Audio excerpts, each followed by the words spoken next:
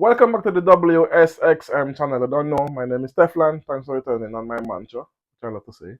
A united Africa is an undisputed Africa. So, there was a Rwanda had an election. You see, you haven't heard about it nowhere. It's so quiet. Anyway, it had an election. President Kagame won a fourth term.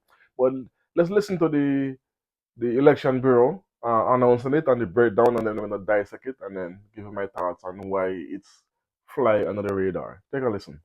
Today we had a total of 78.94% of the total number of the casted votes, and out of 7,160,864 of counted votes. And this comes from the number of people who have been registered, which is 9.071,157. Out of those, I'll give you in a summary. Kagame Paul has 99.15%, which is equivalent to the casted votes of 7,099,810. Habineza Frank got 0.53% out of 38, which is equivalent to 38,301. Maiman Philip got 0.32%, which is equivalent to 22,753. So there you have it. President Kagame won a fourth term by a high percentage as well, for 99.3%. And there was 9 million eligible voters. I think he get like a little over 7 million and change, while the other party members got like 0.53. And you saw the percentage on the board there. And that shows you the love and respect the people have for him. And yet, Western media are trying to push the narrative that he's a dictator. He's suppressing his people. This is not the first time he got this kind of percentage. In the last election in 2017, he got the same amount. And don't forget where he took this country from. He took this country from war, from civil war, when there was over a million people unalive in this country during the 1994 Rwanda genocide, which was perpetrated by Westerners. Don't get it twisted. It was not an internal fight. It was external forces caused internal issues. And this is the tactics they use all the time. They use it with President Gaddafi from Libya. When Libya, pre 2010 had every single goal that every single Western countries needed. They had free healthcare, free education, homes. Um, they had every time they get, I think they get like a percentage of the oil sale every time they get a big sale. Whenever someone get married, they get a home and stuff like that. So because of that, they tear down Gaddafi by attacking his the way he ruled. Telling people he's a dictator. Now they took him out. The country fall deep into despair. Up to 30, up to 20 years on, 20 something years on, Libya still cannot catch himself after they depose. They took out President Gaddafi. Because what? The external forces convinced internal people what they have is not good enough and is wrong. So listen to us. And they are trying the same thing with Rwanda. President President Kagame took Rwanda from genocide to one of the cleanest country on the African continent. Business wise, I think they're in the high numbers for business opportunities. Education is top notch. Healthcare is top notch. And the citizens they are teaching the citizens, they decolonize the minds of Rwandans. Well, President Kagame decolonize the minds of Rwandans from the colonial ways and stick back to their roots. And this is what they're trying to do with President Kagame currently. up to today, I saw a piece they did on President Kagame because he won, saying, "Oh, um, he's making people. There's a hunger issue in Rwanda, which there isn't. They take one single family, put the family on the news, and say this is how Rwanda is, which is a lie because Rwanda is one of the most beautifulest country on the African continent. One of, and I'm not say it is the best. It's one of the best. So because they don't have nothing else to attack him on, they are trying to nitpick things here and there and try to paint a picture of he's starving his people, which is quite the opposite because Rwanda itself is food self-sufficient. For years they have been doing this.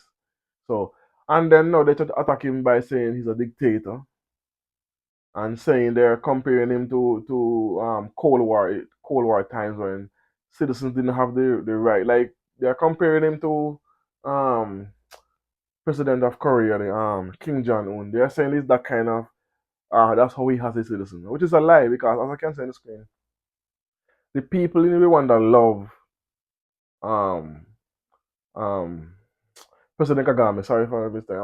And we see it on different blogs when people visited the country. We see how those things are. It's shown how the country operates. Citizens themselves speak freely. They don't have fear of being arrested because that's the narrative they're trying to paint. Whenever they cannot control a president, then they try to destroy him. But President Kagame is one of those leaders that defiant and for his people. I can compare him to President Gaddafi because that's what Gaddafi was. I can also compare him to President Abraham Traore. That's for his people. You see, everything they see President Abraham Traore is doing right now, currently, that's what President Kagame did for Rwanda. Enhance agriculture, infrastructure, schools, doctors, airports, name it, and he armed his country. When I say armed, he boasts the capabilities of his army. So he have an army that cannot be messed with, and that's what happens when a president is strong enough and defiant and have the army to back him. They do not mess with countries like these. They tend to go to other countries that does not have the military might to defend themselves, like Kenya, for example. So like how he's now a puppet of the West.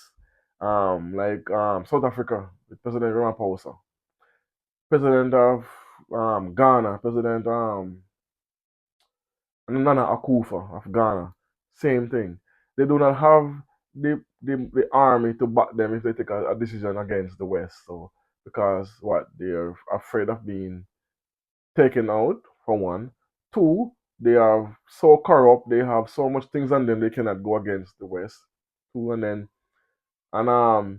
they are being blackmailed because it's been said that they have been blackmailed multiple times. So that's different reasons for them to control African president. And also they install their own presidents that they groom for years to put them in power. So they do the bidding of the Western countries. That's what is a fact. These are not things I'm saying because I want to say. There's recorded facts of this, of the installing president, especially the French. They installed a president in Burkina Faso before Abraham Traore.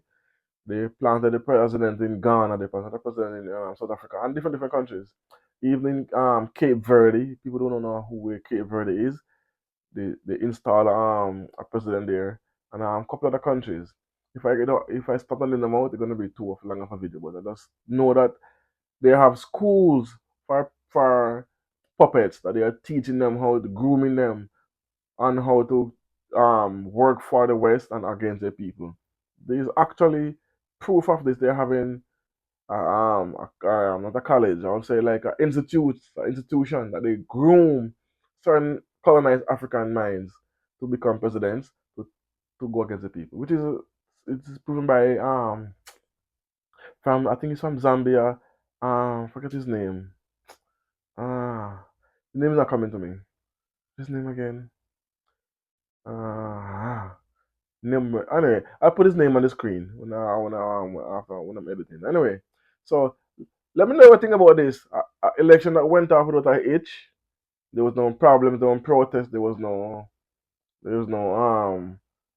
accusations of fraud, of corruption, clean, and there was no long drawn out process like the American does, like have 1, 2, 3 years of campaigning. No, this was like a month to campaign, election, it's over, we move on. That's how election should be. Not this long drawn out process where you have for 2 years to be campaigning. They're they're not working for the country because they're campaigning. This is what I like. And same thing with Burkina Faso actually. When Abraham Traore time reached him to step down, the people, his citizens insist no, the entire population of Burkina Faso said that no, they want President Abraham Traore to continue to be the president of Burkina Faso. So there was no election because the people demand him to be the president. Just as how in Rwanda, when 99% of the voters voted for President Kagame. So how is it they're not calling President Abraham Traore of Burkina Faso and a dictator, but they're calling Kagame this a dictator because what? These people are put there by their citizens because they love and respect they have for him. So keep it in mind when I hear all kind of stories about President Kagame trying to discredit him. Anyway, let me know what you think about this in the comment section. As always, I don't know. Tell a friend, like, comment, share, and subscribe. Boom.